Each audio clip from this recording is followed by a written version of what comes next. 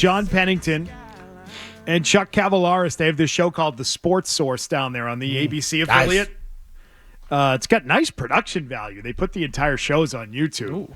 And that's nice. How do you do that? So these guys have watched a lot of Joe Milton. Yeah. And they dump all over the pick. It's awesome. They're like, oh, well, maybe if you heard the last part, it's like, maybe if you have every need on your roster filled out and you want to blow a pick and waste it, go ahead. Take Joe Milton. Have at it. When since post Peyton Manning and T. Martin have 8-4 quarterbacks been bad for Tennessee? Is that a team that has struggled here over the years? Yeah. If you give me 8-4, you're going to Big Bowl. That's getting you into SEC 8-4 team. You're going to Big Bowl. I mean, it might not be the Sugar Bowl, but you get to the Citrus Bowl doing that. You get to the Cotton Bowl. I just think when you look at a guy, you see the size and the arm strength. That's a team taking a flyer that's got a pick that. Okay, what do you want him to do with a sixth round pick? I'm using another tackle, another corner. Or a guy that, boy, if we can hone his skill and teach him how to play and coach him up, sky's the limit. All right, because of the talent. Can you teach a guy who's slow to process how to process faster? Well, can you teach a guy who doesn't extend plays to extend them? Can you teach a guy who avoids contact and is ducking out of bounds to do that? Can you teach a guy who has no touch beyond 20 yards and has poor accuracy down the field to all of a sudden have it? Like, I think the big things they hit on, and if you listen to them, are the decision-making is crap. Okay. Poor decision-making, just sort of flat-out strange at times, and doesn't really see the field and process it well. Yeah, I'm not going to get on him for refuting the question like that'll never happen. Like, okay, Patriots draft you. They talk to you. They draft you as a quarterback. You are a quarterback. You should think you're going to be a quarterback. The problem I had was the combine. Everybody's zooming on about the 80-yard pass. And I've sent you the drop. He takes like a 2-step drop, walks to his right, waits, and then fires. That's not football. That doesn't happen. You explode back on a 5-step drop, give me a hitch, and then you throw the ball 80 yards. He sent these footwork videos from yesterday. And Drake May's moving well. Joe Milton very lazy in his drop. Which is why we're talking about this today, because you saw the tape and you did not like what you saw from Joe Milton. The feet are not there. It's just not. Like, you rip Drake May for his footwork? Watch Joe Milton in a warm-up or a game. It's flat-footed. Lazy, drags the foot. Like, it's... Yeah, you can throw a ball through a wall. What's it going to do you when you're on your back?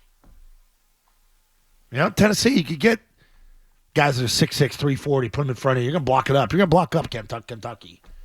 You ain't going to block up the Jets. You don't have that time to do what he's doing against the Jets. That pocket will be closing, and they will be bringing pressure up the middle. Like, look at Drake May's feet here. Look at him pump, pump, pump, pump, pump. You see it on the simulcast right now. He's moving him. He's on his toes. Right over the bags, boom. Did you think that Joe Milton was lollygagging out there a little bit between? Okay. Lollygagging. Yeah, let's give us all those takes you had yesterday. You were texting up a storm about Joe Milton. You were not happy. No. You didn't like his workout. I've been on this since the combine. I told you this. You don't like his footwork. You don't like how he's kind of slow moving around out there yesterday. No sense of urgency from him. He doesn't have great body language, which all brings us to this question. You know what is Bailey Zappi making this team over Joe Milton, and is Joe Milton at risk of getting cut? Right now, I'd have Bailey Zappi making a team over him. Absolutely. There it is. We got the take out of you. There it is. If my ass is on the line, my job, I'm coaching, and I'm seeing, and I've been talking to you about the feet, the footwork, and you don't see it getting better. You don't see the want to it get better. See, I think what Milton does is he hears the talk of the arm, and we all love it, like oohing and on the 80-yard throws. Grab a box of oranges, throw them 100 yards. What's that going to do for you? If it doesn't translate to the field, and you can't hone that, then we're wasting reps here. You say what you want. Zappi can move around a little bit with his feet. Right now, from what I see from Joe Milton, he cannot. And this isn't one day of tape yesterday. This is exactly what I saw at the combine. I told you this at the combine, live watching it. And he does that, after the layup throw, after it. Yeah, just threw it 80 yards. Everybody's oohing and on. Rich Eisen's going nuts and up there. I'm like, He took one step back and walked to the right and then threw it 80 yards. He will get killed. Let me see explode back five-step drop, hitch, gather, throw. Show me in real NFL time. And if you don't see it, you go to the next guy.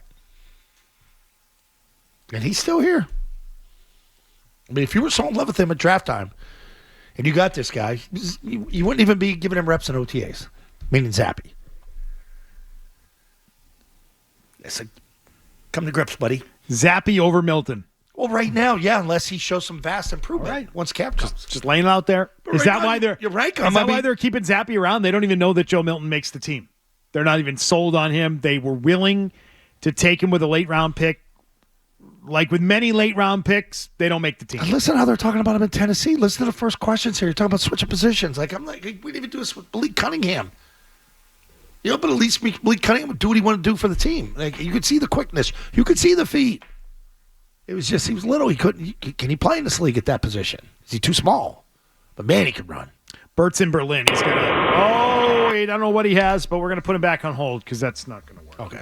You had a thought on Drake May. Oh, nice. And Jacoby Brissett. Let's do it again. Try again. A lot of thoughts on that. Oh, that's bad. You know what? Call us back. Yeah. Call us back. Yeah. Let's get a hard reset there, if you don't mind. 617-779-0985. When is the right time to start Drake May? When is it? So you've said repeatedly week 1. When I see it. When you see it. And Is that week 1? I would worry by the end of August if we don't start to see like some separation from Brissett and company. Then maybe you should have went in a different area. What do you mean? Like trade the pick, gather other picks. Like my expectations with the third pick and his size and talent, like the way I see him move through the bags. Okay. Coach that up, get him ready to play.